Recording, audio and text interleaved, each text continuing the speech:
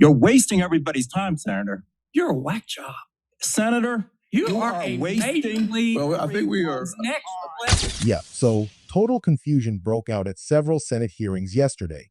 You saw it right there. Republican Senator Kennedy, a strong Trump supporter, was questioning Richard Painter about a crypto bill. Painter is a lawyer who focuses on ethics and worked in the White House about 15 or 20 years back. Painter wants to make sure crypto stays open and honest.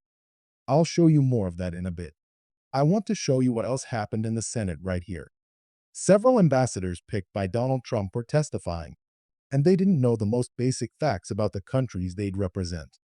You'd think they'd at least do a little studying and learn some basic facts. You'd think if you were about to speak to the Senate about becoming an ambassador, you'd learn about that country first. Well, that's just my take. So here, Democratic Senator Tammy Duckworth called out Trump's pick for ambassador to Singapore for being totally unprepared and clueless. Here, take a look. What does holding the ASEAN chairmanship entail for Singapore? Can you name one thing? A role that they will have to play as ASEAN chair. What will? Well, there you know that there. This ASEAN chair is not only one country. There are 10 countries involved. No, the ASEAN chair is one country. Country, 10. But there are 10 countries involved as an ASEAN group. You're not answering my question. You're not answering my question, sir. Can you name one thing that will be of critical importance to Singapore as ASEAN chair? A role. There are many things. Can you name one Defense, thing? Economics. Those are very broad. Name an issue. Trade. I don't think, no. Okay, let's do something. In what way does the United States Navy work with Singapore, and how do you envision strengthening the U.S. Navy's work with Singapore? And are there any facilities that come to mind that are central to our relationship with Singapore? Thank you for your question, but we have a naval presence in Singapore, and our military, they always do exercise with the Singapore. They come here, the Army of Singapore, they come here for the training as well. So we have a close ties with the Singapore in defense. Can you name a specific thing? Please, I'm trying to help you here, but you've not even done your homework, sir. You want to be ambassador to Singapore, one of the most important friends we have in the Indo-Pacific, a key place that we're going to be fighting against our greatest adversary in the region, the PRC. Singapore may feature incredible culture, but that should not be treated as a glamour posting. This nation is too important to the United States, to ASEAN, to the entire region.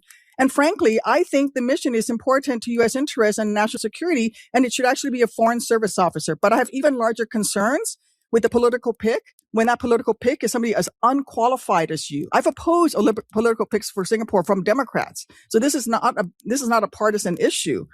I just feel that you are not taking this seriously, and you think this is a glamour posting, that you're going to live a nice life in Singapore. But what we need is someone who's going to actually do the work. I'm out of time. I have a couple additional questions related to management that I'll submit for the record. But I want to reinforce again for you right now, you are not currently prepared for this posting, period, and you need to shape up and do some homework. Next up was Kimberly Guilfoyle. Yes, Don Jr.'s ex-fiancée or girlfriend, who got sent off to Greece after Don Jr. moved on with a new girlfriend. And here she is giving her opening statement. This is completely ridiculous. Let's watch it. It is with great and profound sense of honor and deep humility that I appear before you today as President Trump's nominee to serve as the United States ambassador to Greece.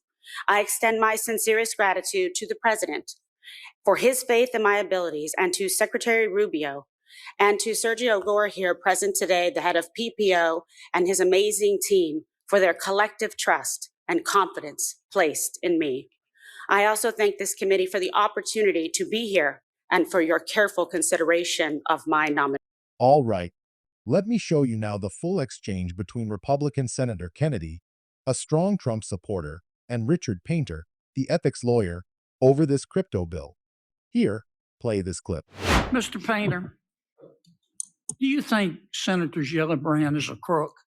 No, and I do not think all politicians are crooks. And why did you call her a crook? I did not call her a crook. Now, Senator, you need to focus on this bill. Right, you're doing this again. You did it the last hearing. You need to read the bill. Role in stablecoin regulation, $217,000 in crypto donations. You tweeted that. Yes, I do. And then you said the crypto industry is buying Congress and the White House. This won't end well.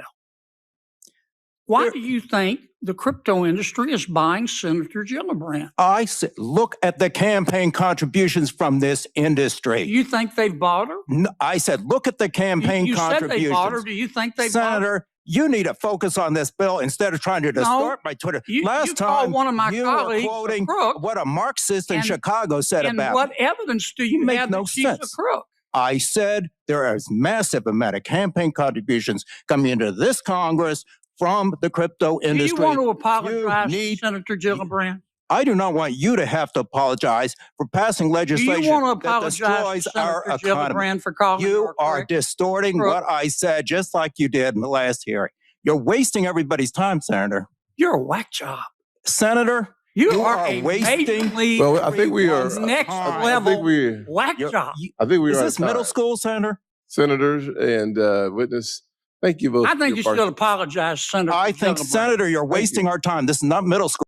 Now, just to give you a little background on where Richard Painter was coming from, in case you're confused about what happened in that clip I just showed you, Painter said the day before this clip that at the hearing on the Clarity Act, he would push for federal rules aimed at safe and open trading in crypto markets, put in place by federal officials with no financial conflicts of interest.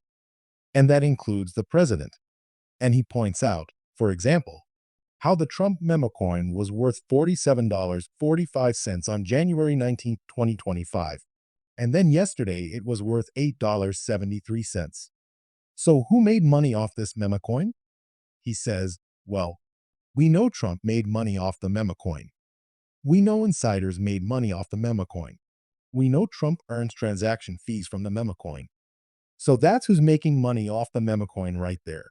But I wanted to give you the background on what that exchange was about, because there are plenty of senators. And by the way, some Democratic senators and Congress members also take a lot of money from crypto too. It's not just the Trump-supporting Republicans, though there are more of them involved. And look, my own take is that there's a place for crypto and Bitcoin, and we should update our approach and embrace crypto and Bitcoin.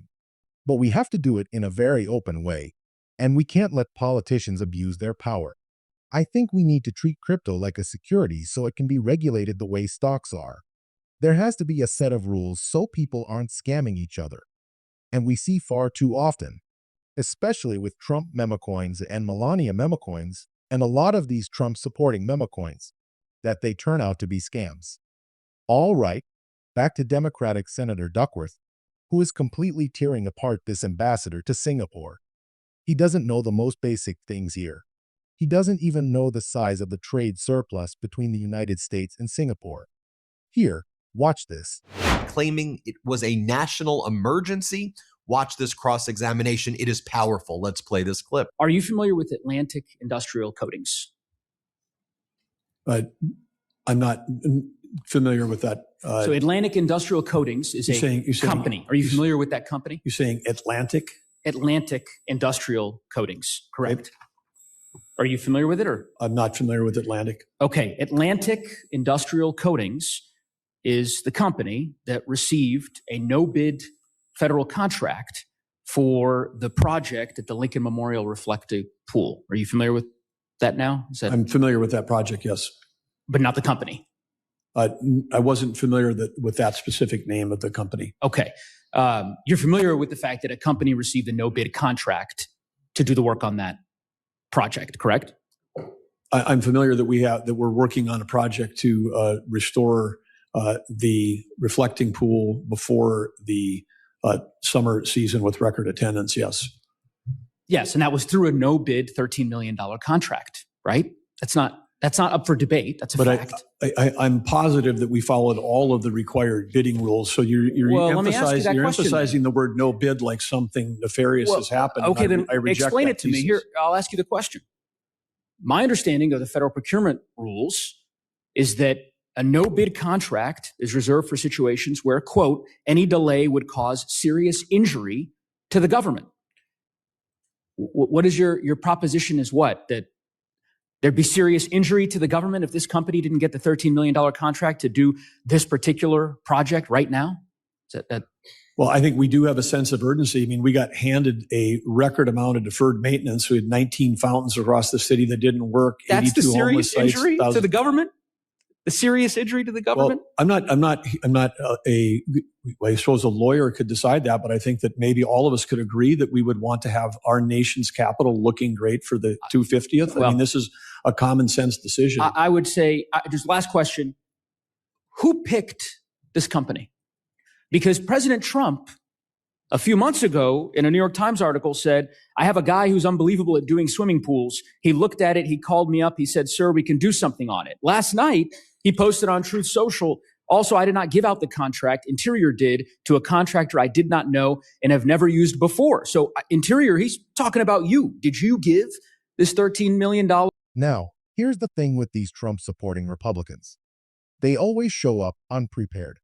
And as I like to say, to me, we shouldn't look at this only in political terms, like Democrat, Republican, Independent, whatever.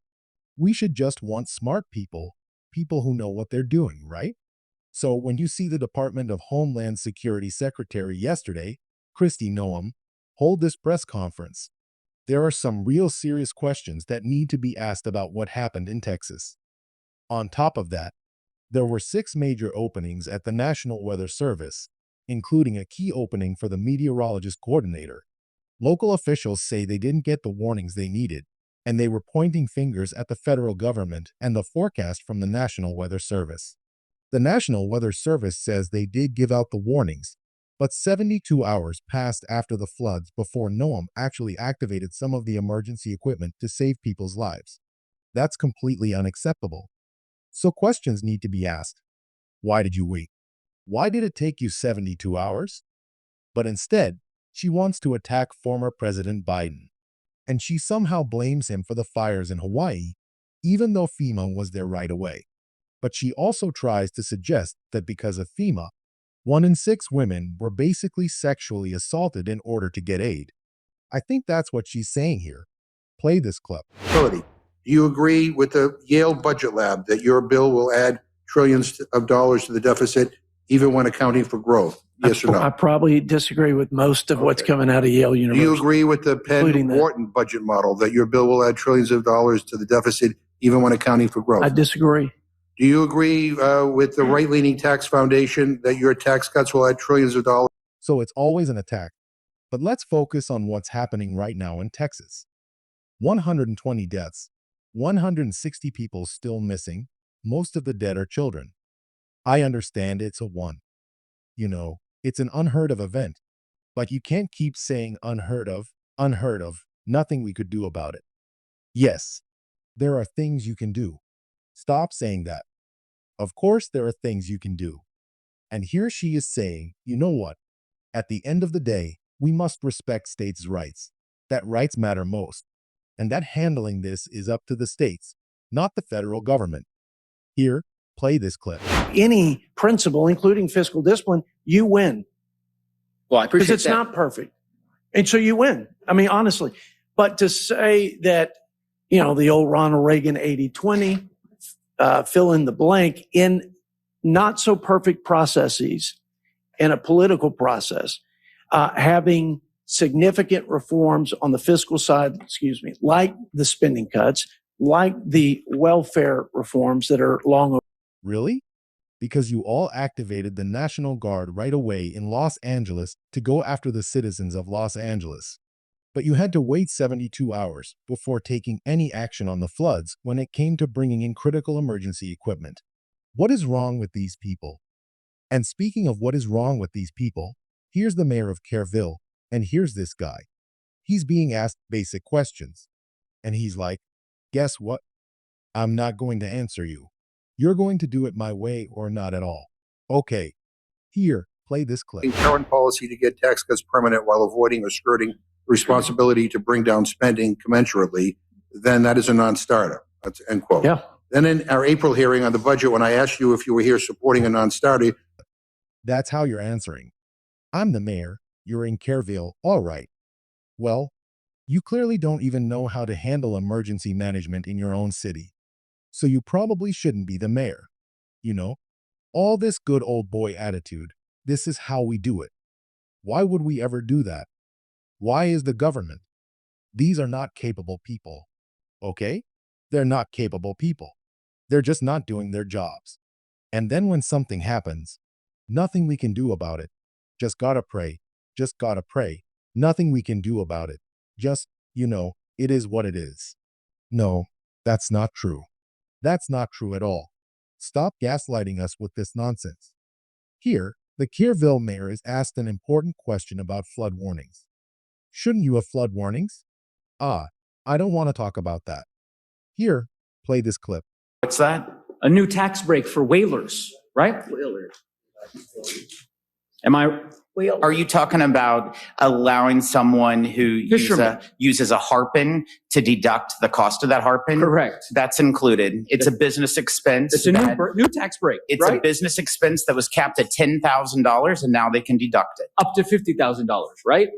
Yes. Yes. Why was that added? I think we all know. You would right? have to talk to the senators. I'd have to talk to the senators. Yeah. I don't know. It was kind of convenient, Chairman Smith, that was the one addition that you omitted from that list you provided. But I think I would probably more than I. Well, that may be the case. And then you had the MAGA Republican. Okay, I'm sorry that it inconveniences you to talk about this stuff, but we need a real accounting of what went wrong. And here he goes. My wife's a first grade teacher.